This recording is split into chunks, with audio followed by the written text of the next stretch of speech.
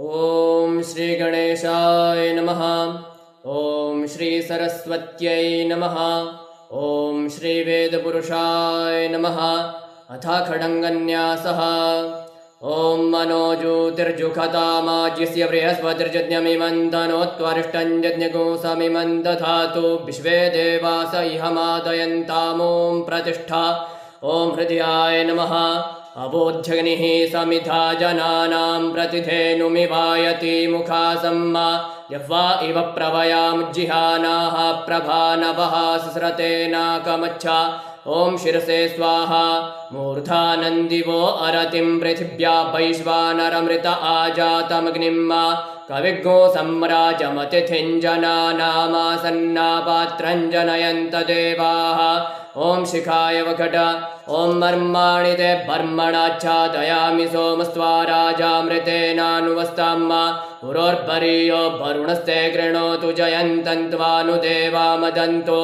ॐ कवचाय हुम्। ॐ विश्वतश्चक्षुरुत विश्वतो मुखो विश्वतो बाहुरुत विश्वतस्पात सम्बाहुभ्यां धमति सम्भतत्रेर्द्या वा भूमि जनयन् देव एकः। ॐ नेत्रत्रयाय वौखट। ॐ मानस्तोके तनये मान आयुधिमानो गोकुमानो अश्वे खुरीरिखः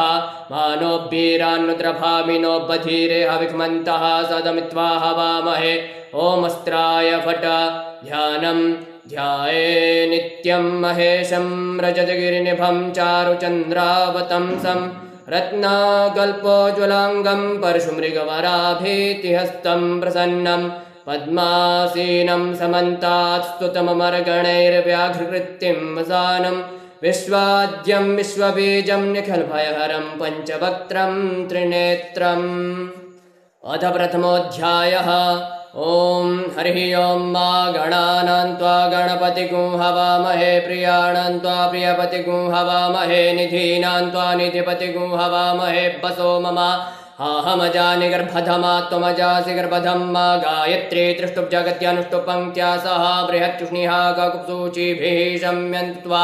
विपदाजाश्च दुपदा श्रीपदाजाश्च षट्पदाः विच्छन्दाजाश्च सछन्दाः सूचिभिः शम्यन्तु त्वा सास्तोमाः स छन्दस आवृतः स प्रमाऋगयः सप्तदैव्याः पूर्वेगां बन्दामनुदृशधीरा अन्वालेभिरेरथ्यो नरश्मीन्ना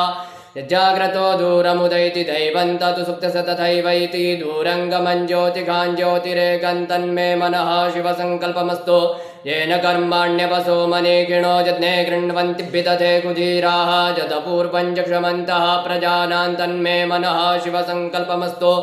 यत्प्रज्ञानमुत चेतो धृतिश्च ज्योतिरन्तरमृतं प्रजासु यस्मान्नरते किञ्चन कर्म क्रियते तन्मे मनः शिवसङ्कल्पमस्तु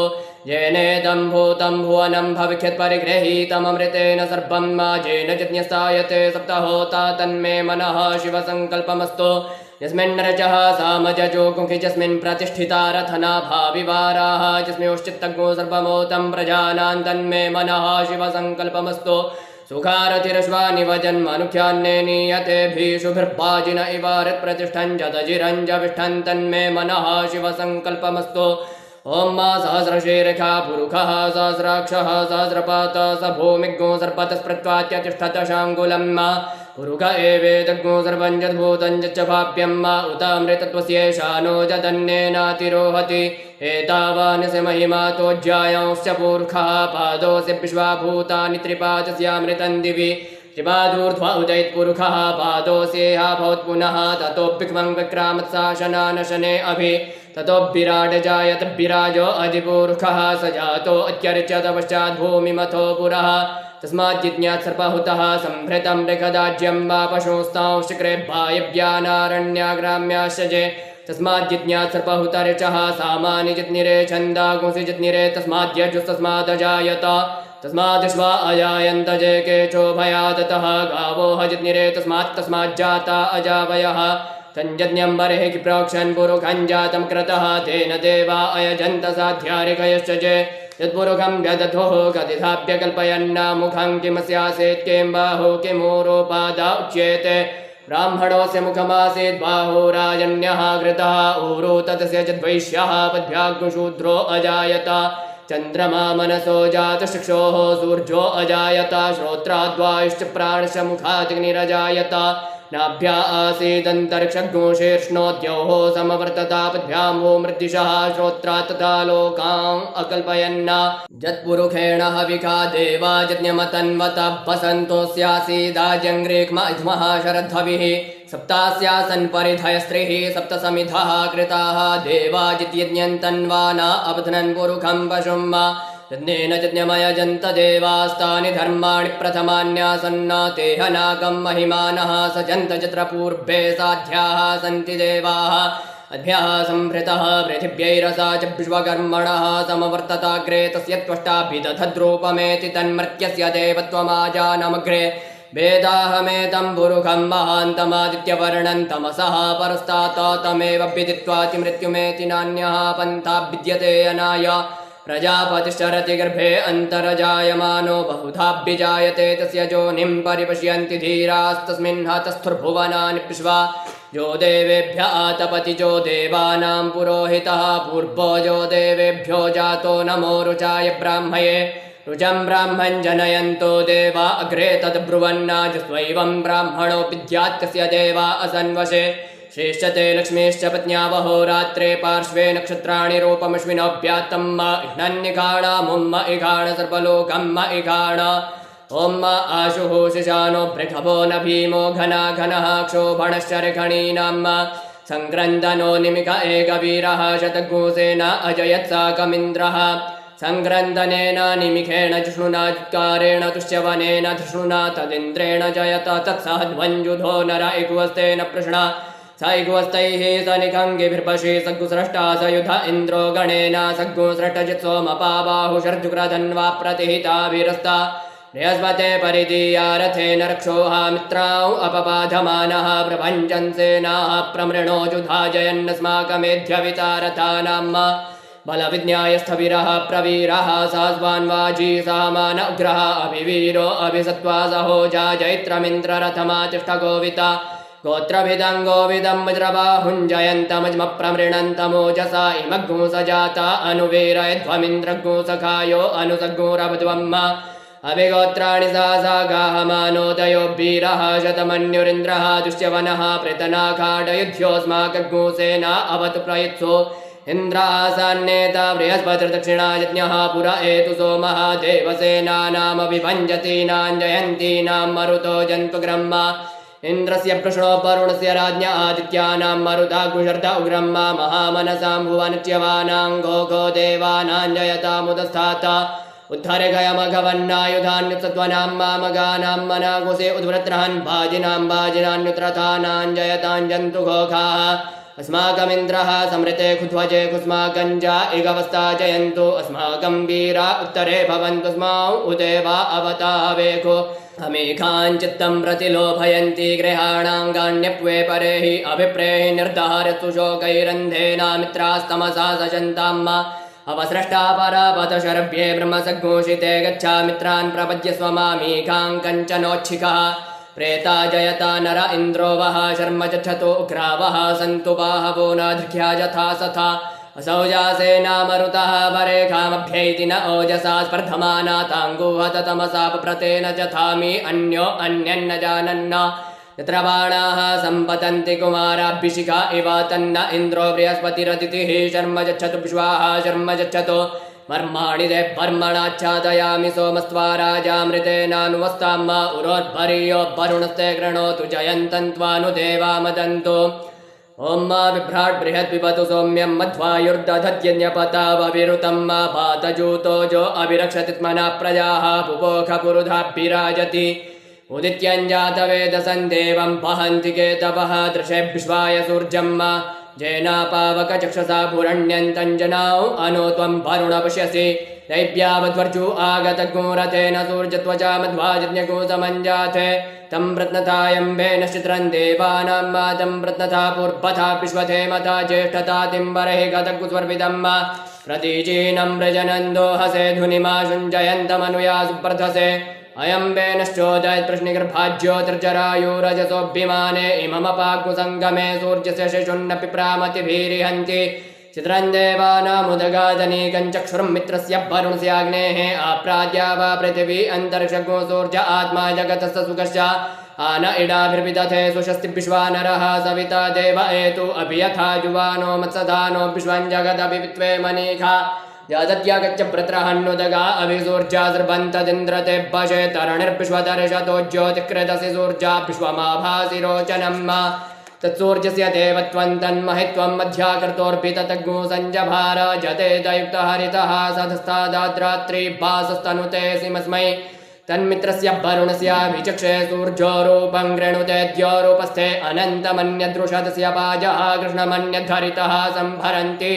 मण्महां असि सूर्यवडादित्यमहां असि मास्ते सतो महिमापनिष्यते धा देवमहां असि मट्सूर्यश्रवसा महां असि सत्रा देवमहां असि मह्ना देवानाम सूर्यः पुरोहितोऽभ्युज्योतिरदाभ्यं श्रायन्त इव सूर्यं विश्वेदिन्द्रस्य भक्षदा वसूनि जाते जनमान ओजसा प्रतिभागन्नदीधिमा अद्या देवा उदिता सूर्यस्य निरग्मुहसः बिभृता निरवद्याता तन्नो मित्रो वरुणो मामहन्तामदितिः सिन्धुः पृथिवी उतद्यौः आकृष्णेन रजसा वर्तमानो निवेशयन्नमृतं मर्त्यं च हिरण्ययेन सविता रथेन देवो जाति भुवनानि पश्यन् ॐ भू ॐ भुवः ॐ स्वः ॐ मा नमस्ते रुद्रमन्यप उतोतैकवे नमः बाहुभ्यामुतते नमः जाते रुद्रशिवा तनूरघोरा पापकाशिनी तया नस्तन्वा शन्तमया गिरिशन्तापि चाकशीः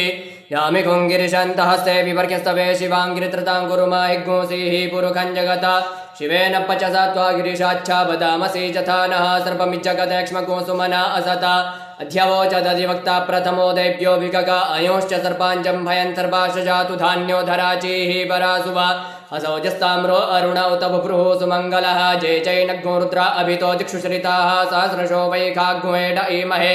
असौजो वसर्पति नीलग्रीवो विलोहितः उदैनं गोपा अदृशरण्णदृशरण्णुदहार्जः सदृष्टो मृडयातिनः नमोऽस्तु नीलग्रीवाय सहस्राक्षाय मीढुके अथोजे अस्य सत्त्वानो हन्तेभ्यो करन्नमः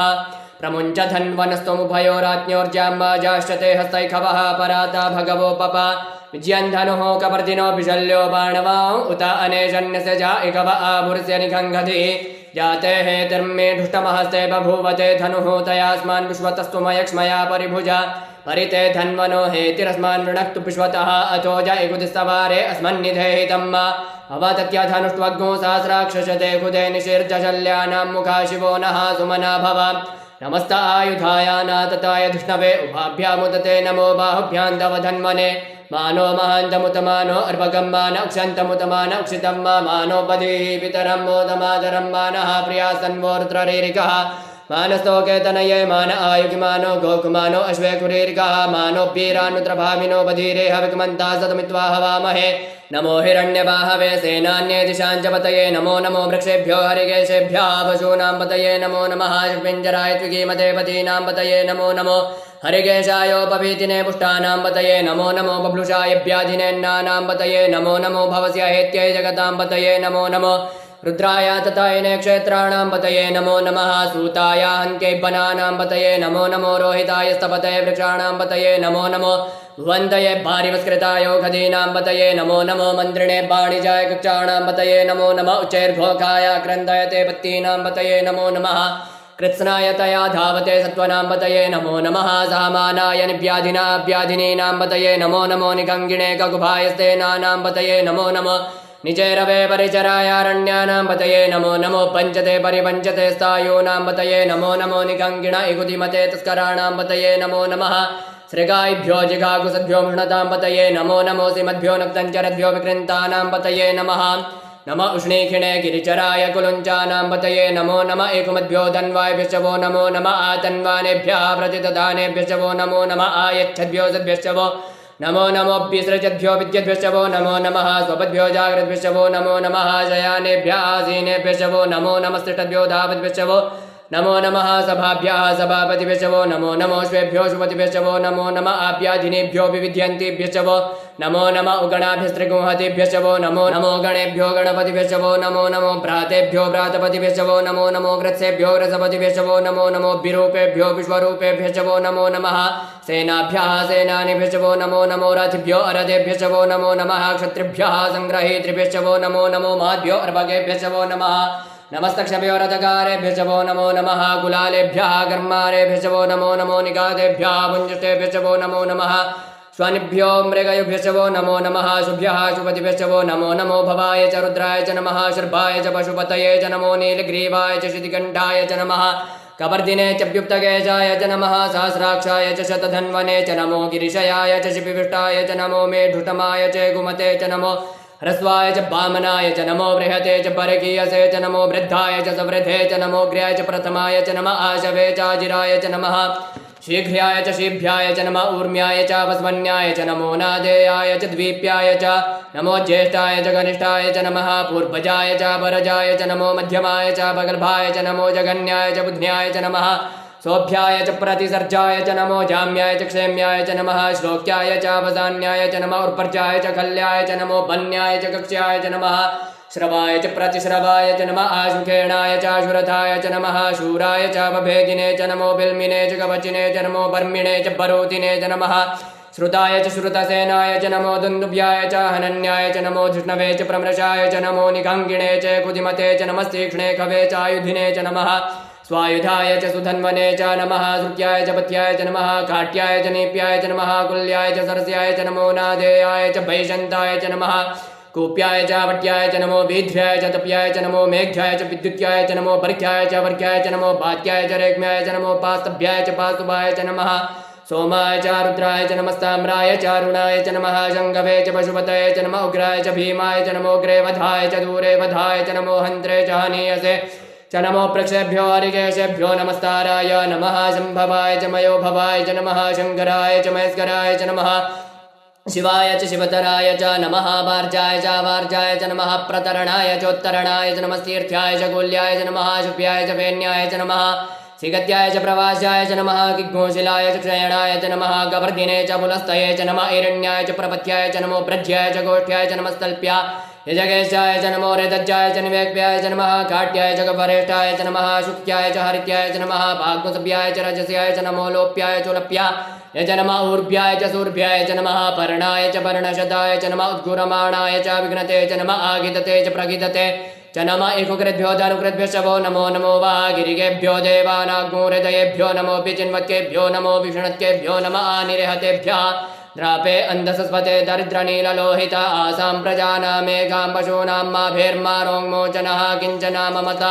हिमा रुद्राय तपसे कवर्धिने क्षयद्वीराय प्रभरामहे मतिः जताशमसद्विपदे चतुपदे पुष्पं ग्रामे अस्मिन्ननातुरं मा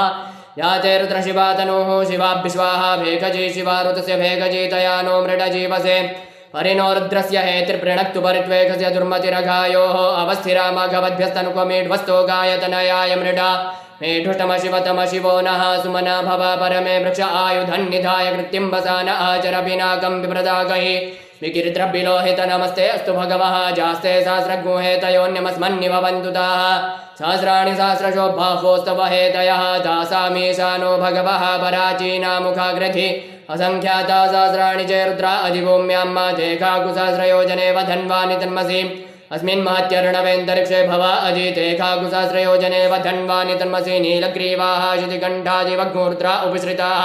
तेखाकुसहस्रयोजने वधन्वानि तन्मसि नीलग्रीवाः शितिकण्ठाः श्रुभा अजाक्षमाजराः तेखाकुसहस्रयोजने वधन्वानि तन्मसि जयवृक्षे कुशुक्विञ्जरा नीलग्रीवाभ्युलोहिताः तेखाकुसहस्रयोजने वधन्वानि तन्मसि जयभूतानामधिपतयोऽभिषिकासः गवर्धिनः तेखाकुसहस्रयोजने वधन्वानि तन्मसि जयपथाम्बतिरक्षय ऐलवृदा आयुर्जुधाः तेखाकुसहस्रयोजने वधन्वानि तन्मसि जयतीर्थानि प्रचरन्ति सृगाः तानि गङ्गिणः तेखाकुसहस्रयोजने वधन्वानि तन्मसि जयन्ने कुपि विद्यन्ति पात्रे कुपि पदो जनान्न तेखाकुसहस्रयोजने वधन्वानि तन्मसि च एतावन्तश्च भूयाकुसश्च दिशो रुद्रापि तस्थिरे तेखाकुसहस्रयोजने वधन्वानि तन्मसि नमोऽस्तु रुद्रेभ्यो जय दिवि जय गाम्बरगमिकवः तेभ्यो दश प्राचीर्दश दक्षिणा दश प्रतीचीर्दशो धीचीर्दशोर्ध्वः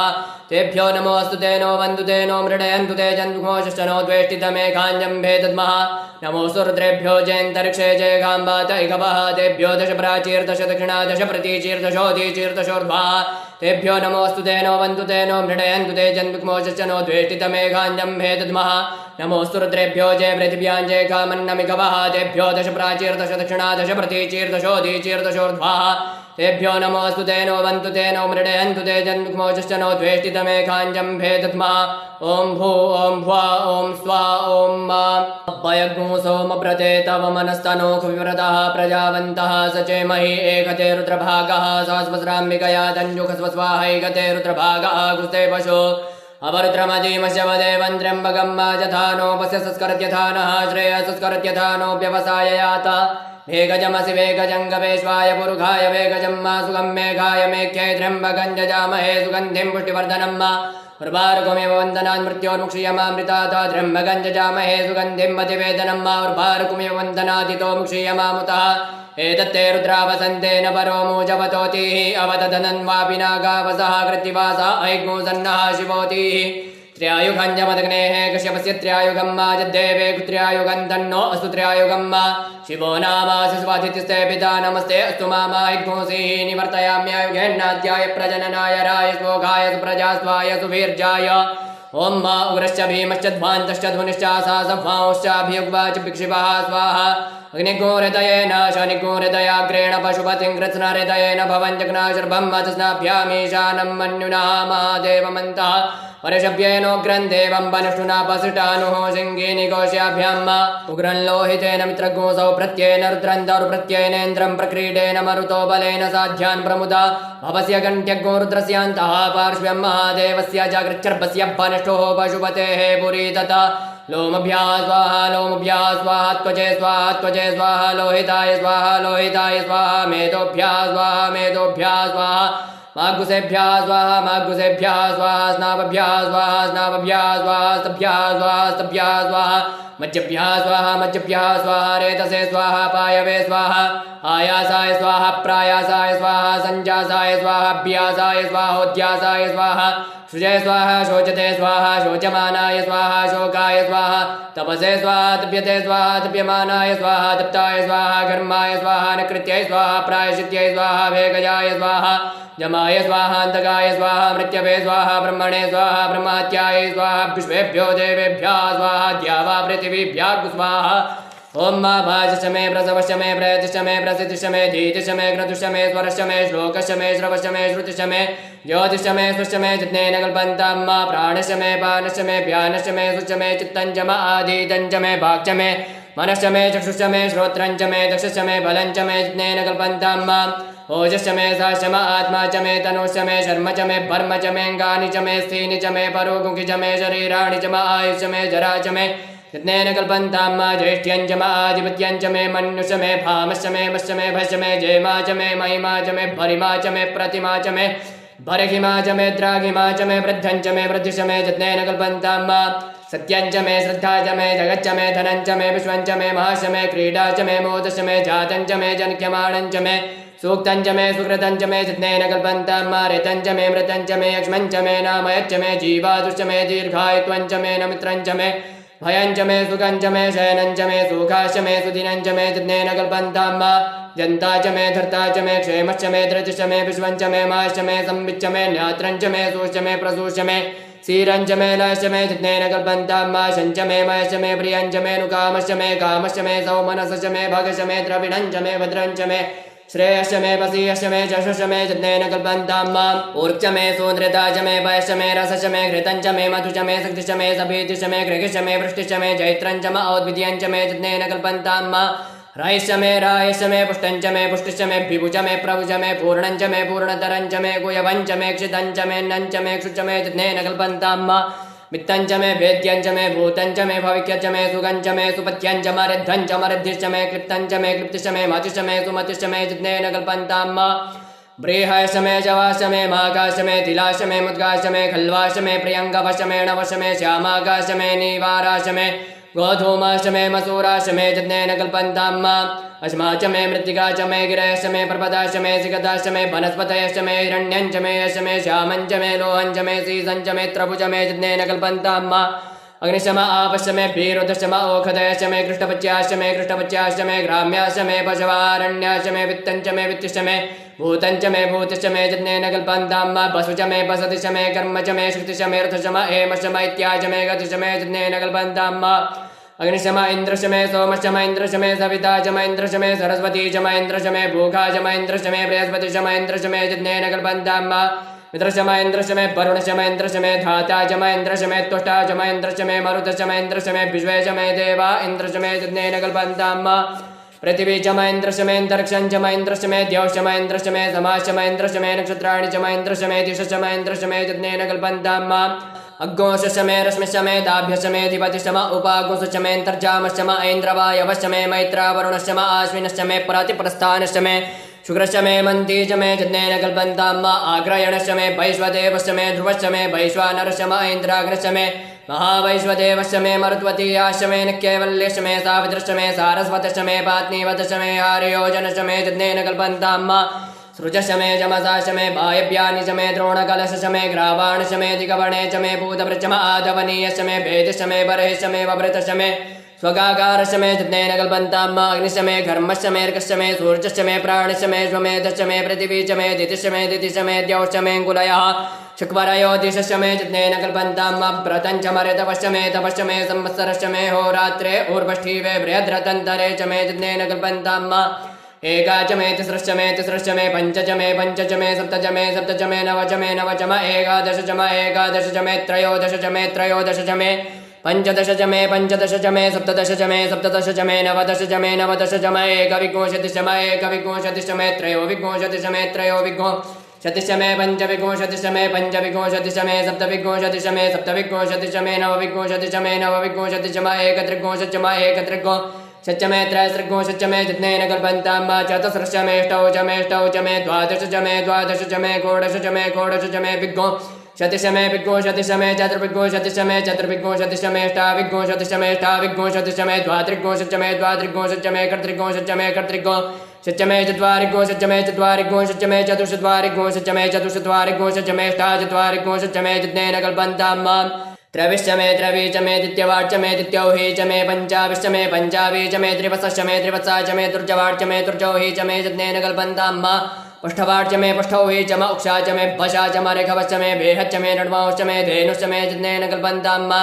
बाजाय स्वाहा प्रसवाय स्वाहा बीजाय स्वाहा क्रतवे स्वाहा बसवे स्वाहा अर्पतये स्वाहा अन्ने मुग्धाय स्वाहा मुग्धाय वैनग्गोषिणाय स्वाहा भिनग्गो शिनान्त्यायनाय स्वाहा अन्त्याय भौवनाय स्वाहा भुवनस्य पतये स्वाहा अधिपतये स्वाहा प्रजापतये स्वाहा यन्तेरान्मित्राय जन्तासि जमन ऊर्जे त्वा वृष्ट्यै त्वा प्रजानान् त्वाधिपत्याय आयुर्जिज्ञेन कल्पतां प्राणो जिज्ञेन कल्पतां चक्षुर्जिज्ञेन कल्पतां श्रोत्रं जिज्ञेन कल्पतां भाग्यज्ञेन कल्पतां मनो जिज्ञेन कल्पताम् आत्मा जिज्ञेन कल्पतां ब्रह्मा जिज्ञेन कल्पतां ज्योतिर्जिज्ञेन कल्पतां स्वर्जिज्ञेन कल्पतां पृष्ठं जिज्ञेन कल्पतां जिज्ञो जिज्ञेन कल्पतां स्तोमश्च जाजुश्च ऋक्षसाम च बृहच्च रथन्तरं च स्वर्देवा अगन्मामृता अभूम प्रजापतेः प्रजा अभूम बेट् स्वाहा ओम ऋचं वाचं प्रपद्ये मनोजजुः प्रपद्ये साम प्राणं प्रपद्ये चक्षुः श्रोत्रं प्रपद्ये भागोजः सहौजो मयि प्राणापानो जन्मे छिद्रं चक्षुको हृदयस्य मनसो वातित्रण्णं बृहस्पतिर्मे तद्दधातु छन्नो भवतु भुवनस्य जस्पतिः भूर्भुवः स्वः